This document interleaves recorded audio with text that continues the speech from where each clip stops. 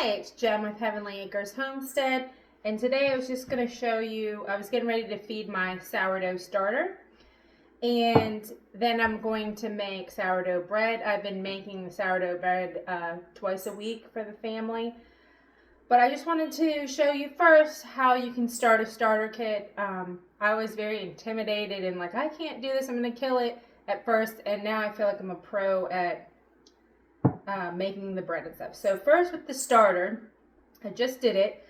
We're going to pretend, this is already activated, but we're going to pretend like we're starting from scratch. So those of you that want to start your own starter, I'll start from the beginning.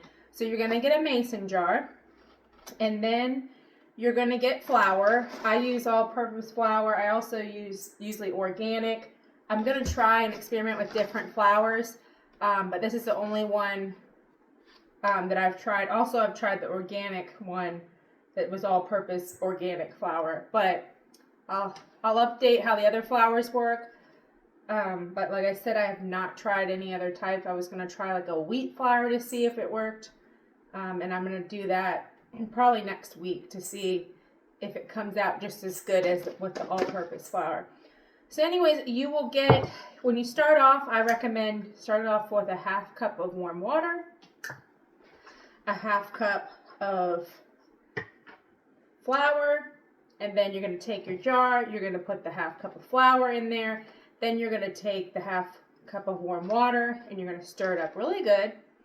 Then you're going to get your lid. You can also use, I need to get a new one, this is kind of raggedy, like a coffee filter. You can use that with a rubber band.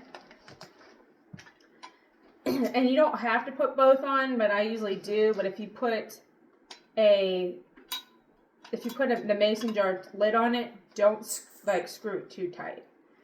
So then you'll set it on your counter, and then each day you're going to, and you can do a 1/4 cup then of warm water, 1/4 cup of flour. It doesn't really matter as long as you're doing the same ratio of warm water to flour.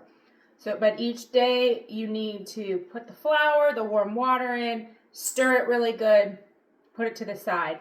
Usually about day 3, and everybody's is different, but about day 3 it will start to be activated. You'll see that it will smell a little bit sour, like sourdough, and you'll see bubbles, and you'll know that it's activated, and then you're ready to start making sourdough bread with it. What I usually do is I'll take, if this gets too full, as you're feeding it, I pour some in another mason jar to give to friends, other people's starters, or sell starter kits. Or I will take some off and make pancakes, and I've made brownies, I've made cookie dough. I've made pancakes, waffles, muffins, pumpkin bread, and pizza dough. The pizza dough was really good, sourdough pizza. My kids said it was the best pizza they ever had. But you can use a discard and take some of it off to make other recipes. And I'll send you a link to a Facebook page where there's discard recipes. But I am getting ready to make a loaf of sourdough bread because we've switched to pretty much using this instead of regular store-bought bread. So I usually make the sourdough about twice a week, but Friday nights is when I usually will prep the dough. So I am going to show you that next.